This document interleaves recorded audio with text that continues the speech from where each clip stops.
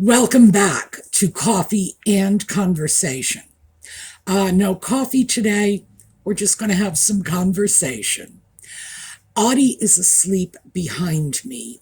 A couple of weeks ago, I was whining about a cashmere sweater I bought, and I showed you pictures of it, and it had holes all running up this arm.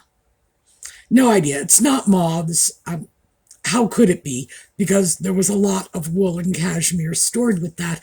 And also, I store my sweaters with everything from those old-fashioned mothballs that most stores won't even sell to you anymore, to these wonderful little cedar blocks, whatever. I have a lot of wool in my closet, so I am cautious about that sort of thing. No idea where the holes came from.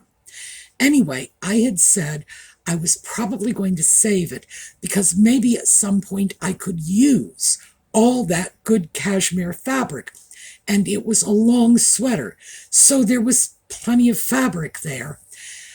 But that's not what's happening. I put it on the chair and Audie has been sleeping on it. So I am getting that extra bit of use out of it, only it's turning out to be a cat bed.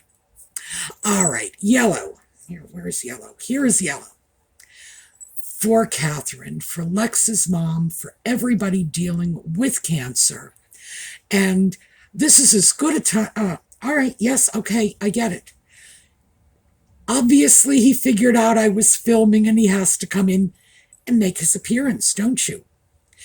He's still sleepy. He crawled into my lap and now he doesn't know what to do. I think he's just going to fall asleep standing here. All right, Catherine, Lex's mom, everyone suffering from cancer, we are sending our best wishes. I don't remember if I said that already. What I did want to say is I want to thank all of the rest of you because I read the comments. I don't have the opportunity to answer all of them, but I do read them. And there are so many people who are writing in the comment section to thank us for extending our wishes to them for their speedy and complete recovery. And so many of you have been responding to those messages, offering them support, consolation, goodwill, prayers, thoughts, whatever. Sometimes just a smile, and heaven knows sometimes that's all that's needed. And I just want to thank you for that. That is wonderful. I never get through that comment section without crying, mostly because this is the best community on YouTube. It truly is. It is full of wonderful, kind, supportive people. And when I see those comments, I'm just so proud to be a part of this. So thank you from the bottom of my heart. I can't tell you how touched I am to know how compassionate and caring you all are. So now I'm going to go off camera and cry. We're going to get the intro. Audie is still here, and then we'll be right back.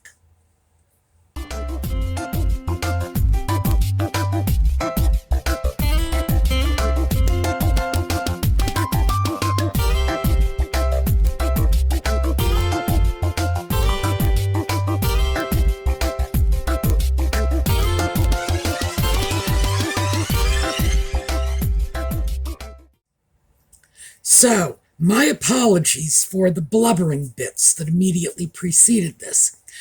As I had taken a break to go blow my nose and get myself back together, I thought, I'm just going to edit that out. In fact, I may refilm the whole intro, but I decided no, it's dishonest. It's dishonest and disingenuous.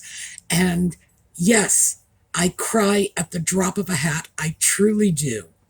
But I did want you to all know how truly proud I am just to be a part of this. So it stays, and I apologize for the sloppy bits. All right, what did I want to talk about? Well, We're starting 2025.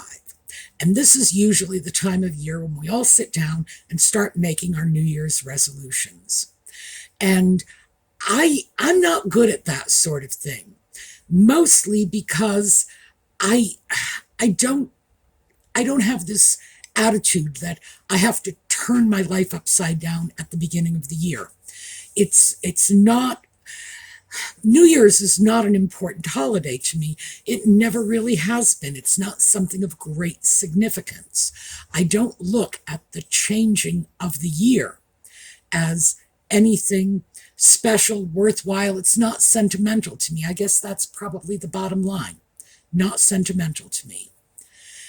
And I don't want to be one of those people who makes a boatload of well-intentioned New Year's resolutions just to look at the list 2 months later and say, well, I haven't made any progress on any of this now, have I? Because sometimes I think making grand resolutions, great plans. I'm going to get more exercise. I'm going to drink more water. I'm going to lose weight. I'm going to be nicer to the mailman or whatever. In my case, it's a male woman. And she deserves people being nice to her. So this has nothing to do with my mail carrier. But whatever it is, people decide they want to put out there either for their own benefit or for the benefit of people around them. And he's back. All right, come on. Okay. Honey, where? Oh, I put down a couple of rugs in the kitchen. I do keep rugs in my kitchen. It's easier for me to work in there without the wood floors underfoot. And so I changed them out. And there are new rugs, and I've had to let them sit because rugs come all wrapped up in a roll, and then you have to let them sit for a while so they straighten out before, you get the little rug sticky things and adhere them to the floor. So Audie just came from the kitchen. I am guessing that he saw the new rugs. They are probably not lying flat yet. So I guess this is disturbing to him. Anyway, back to the resolutions. I do think we're inclined to set ourselves up for failure when we do things like that.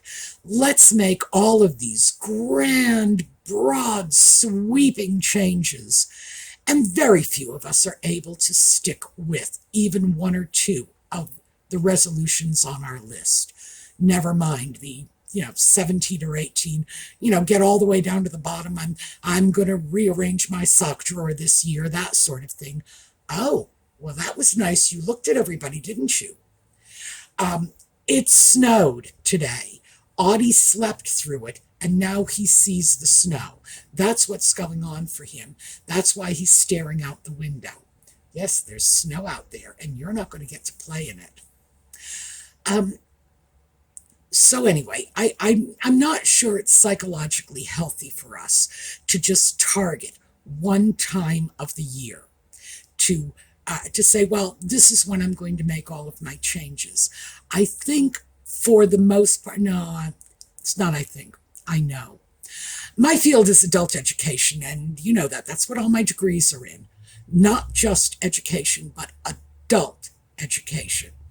And there is a theory in adult education that adults learn when they're ready to learn. It's called the teachable moment. You might hear something 100 times, and it's not until that 101st time you heard it that it registers. Why? Because you're open to it at that point. It was your teachable moment. And we can all look at our lives and trace back and say, I heard something so simple one day. I had heard it 100 times before, but that one day I connected with it, and that changed my life. Fundamental principle of adult education. So I know that for most of us, we do better when we are ready to embrace the changes we are proposing to make. We we can we can lead our horses to water, but we cannot make them drink. And that's very much the thinking behind this. If you're not ready for it, for whatever reason, and it can be anything. You say to yourself, I need to get more exercise. And you might be saying that to yourself over and over and over again. And then one day, the message resonates. And you don't even worry about, I'm going to go join a gym. You put on your sneakers, you go out and you start walking. And it changes your life. So I think that might be a big part of why I'm not into this whole New Year's resolution. Let's start something new. Let's start a clean slate on the new year. And also, I do have to say that my lack of attachment to the holiday is probably a significant part of this. When I lived in Puerto Rico, there was a local custom of burning things, like seriously, burning things. One of the neighbors would host the bonfire. In other words, we'd go into their backyard, throw stuff on a pile, set it on fire. And it was a version of New Year's resolutions.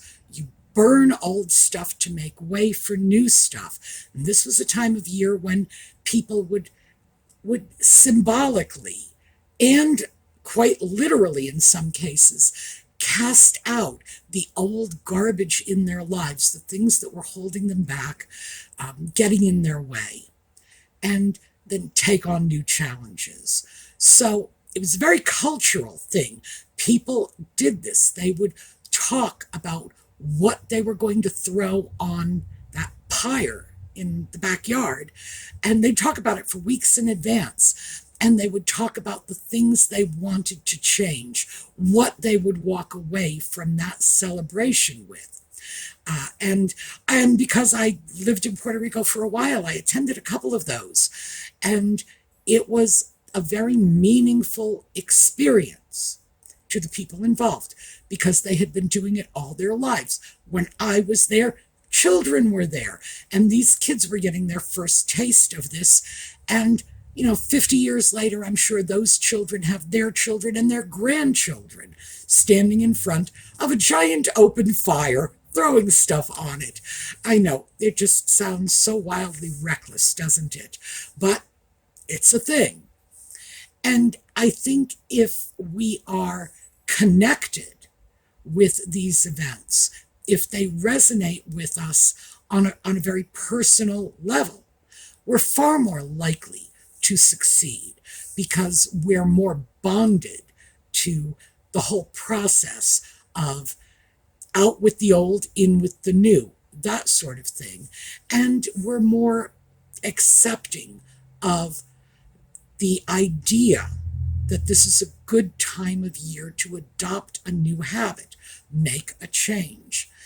It's not that way for me. As I say, the holiday has no resonance with me. It was never anything more than a secular holiday to begin with. I never had the least bit of religious association with it. And although I have to say, in Puerto Rico, there was a religious association with it. No question about that.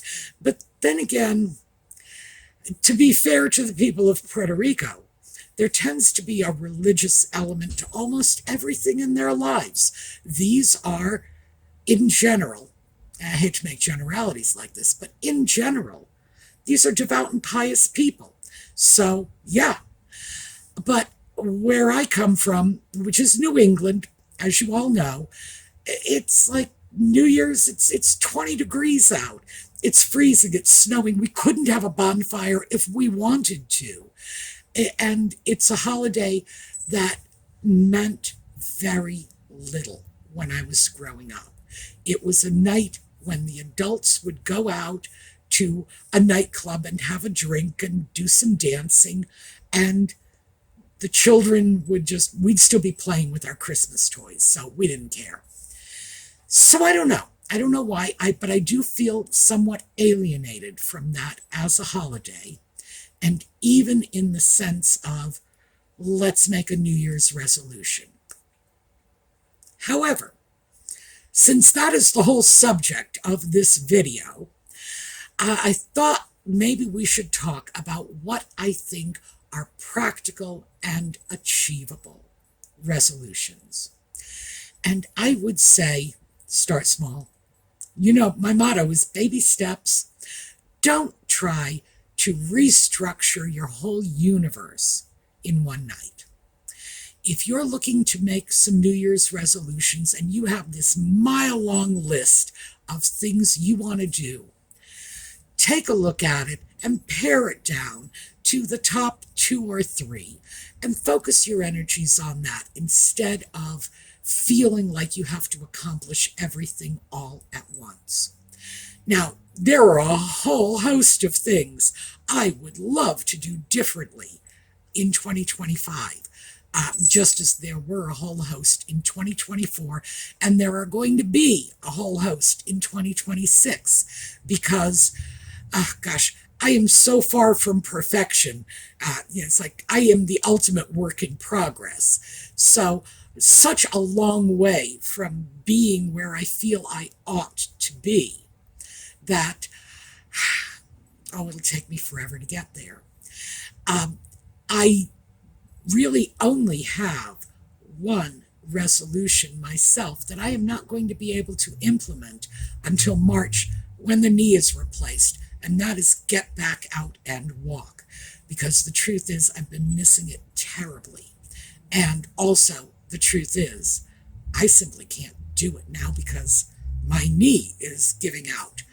So, I look at this and think, well, that's all well and good. But the truth is, it's not much of a New Year's resolution, because I will get a new knee and I will walk, and it doesn't matter if that's on my resolution list. So maybe what I should do is take that off the list and start looking at other things. But I need to be I need to be practical about it. I need to make sure this goal is that it's measurable, that it is achievable, that it is concrete and worthwhile. So I think one of the things I'm probably going to do this year is limit my spending. Which is, it's an odd thing to say, but just limit my frivolous spending. That's probably. Sorry about that. Cat is back. Say hi. Yes, he's I put my hand under his chin when I picked him up, and he is purring, and I can feel that purr in his neck. I can't hear it, but I can feel it. So he's happy to be here. You want to? Yeah, I'll let you keep that up. Usually when he sits in my lap, I put my arm over his tail so that it doesn't whack me in the face. But he seems very intent on having his tail in motion, in case you hadn't noticed. Maybe I should throw that on my New Year's resolution list, to be more indulgent of Audie and his tendency to beat me with his tail. I know he's not trying to hurt me. What he's trying to do is pet me and stroke me and play with me, because I've seen mother cats do this with their kittens. They will wave their tail around to entertain the babies. And I think this is what he's trying to do. I think he's trying to keep me amused. All right, frivolous spending. That's what I need to cut back on. I'm not going to refuse to go out and spend on something I might need to. You know, you just never know. Something could break, something could get worn out. I might need to replace it. But I do a lot of buying simply because I'm bored. And I'm aware of that. I'm keenly aware of the fact that boredom encourages me to shop. It's so much easier now than it used to be, because now I can shop online. If I get bored, sit in front of the computer, type in a few words, and bang, suddenly, all right, there we go. Suddenly I'm shopping. And you're going to have to wait. I think he wants me to let him out so he can play in the snow. And suddenly it's there. Shopping is very easy for us. It was much more difficult years ago when we would have to, go get dressed, go downtown. I don't drive. In my case, it was get dressed, catch the bus, go downtown, which wasn't that big a deal. It's just, it was probably almost as easy as, getting into a car and driving, probably easier, to tell you the truth. Go downtown, go shopping. It required more thought. It required more effort. It demanded more of you.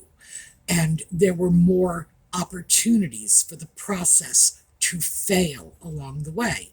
You get up, you get dressed, you might get distracted, and you might start cleaning something in the bedroom. You go out, you walk to the bus stop. Well, the store is right across the street. Go on in, do a little grocery shopping instead. Very many ways to derail that impulse. Now, it's a computer, it's right in front of me.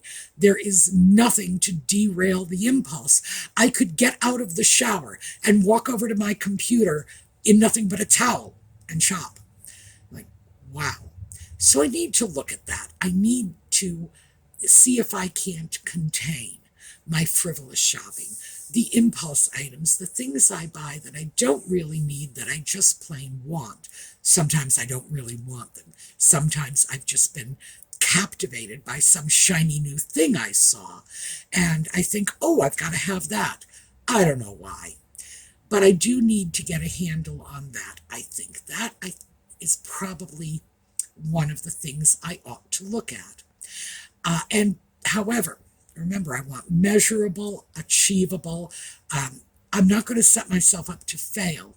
So what I need to do is set a limit on it. Give myself a frivolous shopping budget. And I don't know how much that's going to be. It's probably not going to be very much because remember, this is frivolous shopping. And I do think we all ought to be able to do a little frivolous shopping. After all, what are we working for if we can't even buy ourselves a few goodies every now and then? It sort of sucks the joy out of life. So I think that one is going to go on my New Year's resolution list. Curtail the frivolous shopping. Set a budget for it. Just give myself a limit and then work to stay under that limit. I'm not sure about anything else. I should eat healthier. I really should. But I don't think that's something I'm going to turn into a New Year's resolution. I think that's the sort of thing that I'm just going to try to address on an ongoing basis. Because if I start turning that into a resolution, then, I'm going to go in the kitchen, throw everything out that has carbs and sugar and calories in it, and I will be left with nothing but, pita and green vegetables, which is probably somewhat along the lines of what I should be eating anyway. But regardless, I'm not going to do that to myself because, in fact, I couldn't stay on a diet like that for any length of time. So I might just go in and start eliminating a few things. The soda maybe. I don't know. I haven't decided yet. You're starting to see why I'm not so good at this. But I don't know. I think one of the biggest things I should probably try to do is try to be a little more understanding and kind to the people around me. I mean, maybe that would be a valuable New Year's resolution. Maybe I should stop getting it into my head that, oh, I'm 70 now, I get to be a crotchety old woman. And just tell myself, no, I need to start being that kindly old grandmother type instead. That sounds like a good one. I don't know. It's not a process that comes easily to me, in case you hadn't noticed. But I'm very interested in what your New Year's resolutions are. Are you making any? Do you make New Year's resolutions? Are you like me? New Year's rolls around and you don't even figure it out until somebody asks you to write the date, and you accidentally wrote down the previous year. I don't know. I'm not sure I have an answer to this one. Actually, I am. I'm sure I don't have an answer. I really don't. So you tell me, are your New Year's resolutions successful? Do you feel better about yourself a few months down the road? Have you made New Year's resolutions that support your positive self-image? Or do you make New Year's resolutions that just end up making you feel like a failure somewhere down the line when you haven't achieved them? Because I know that's very much how I feel when I make grandiose resolutions and I don't quite get it done. And I'm seeing a lot of this, especially now. I watch a lot of YouTube channels. Oh, gosh, do I ever.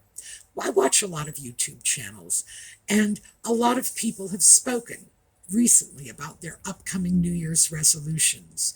None of them appeal to me, which is unfortunate because I would have liked to have been able to borrow somebody else's resolution, take it to you and say, look, this is what I'm going to do too. But it doesn't work out that way. Nothing appealed to me. But I do admire the fact that they are at least out there trying, putting it out, giving it their all. It's just like, I'm going to do this. I'm going to go to the gym every day and whatever. Not a resolution that appeals to me. I should talk about that. Digression, but yes, I do not care to go to the gym all the time. I never have. It is not something that appeals to me, just going to a gym. I like to walk in my own neighborhood. And if I were in a gym, I'd be walking on a treadmill. And frankly, the view would be less exciting and it would be a lot noisier. But I like to walk because I have a sense of purpose. When I leave my front door, doesn't matter where I'm going, I always have a target in mind. I'm going to the end of the street, I'm coming back. I'm walking around the town, I'm coming back. Walking on a treadmill just seems utterly pointless to me. And even just walking to the end of the street and back does seem to me to be more, I don't know what it is. Now that I think about it, it's hard for me to say why I like that. But it does have a purpose to me. I'm out, I'm in my own neighborhood, I'm looking around at the scenery in my own neighborhood. I don't know why, but it definitely seems more meaningful to me than walking on a treadmill. I'm going to have to give that some thought and figure out why. But because, as I roll it around in my head, the treadmill seems pointless. Going to the end of the street, which is probably equally pointless, and then just turning around and coming back. Somehow that's more meaningful for me. But I enjoy it more. And I'm at a loss to explain why I enjoy walking to the end of the street, but I don't enjoy going on a treadmill for 20 minutes. No idea. No explanation for that at all. Okay. Well, I think Audie has ended the video for me because it's clear he wants something, but he's not telling me what. What this means, by the way, you can get our front row version. This means I am supposed to get up and follow him because we are playing Timmy's in the Well. So I will get up, I will follow him, and he will either lead me to the kitchen and his food dish, or he will lead me to the door because he needs to go out. And occasionally he has another need somewhere along the line, but those are the two most common. So this is how he gets his own way. He comes over and pesters me until I give him what he wants. But in fact, he's right. We're pretty much at the end of our time. So let me hear from you. Do you make New Year's resolutions? Do they seem satisfactory to you? Do you achieve them? How do you feel if you don't achieve your resolutions? Is this something that we should explore more because it benefits you? Or is this something we should just dump because the only thing that you're getting out of the experience is some feeling that you have not succeeded? Because I think that's the way it is for me. All right, we're going to take a look at a slideshow on the way out.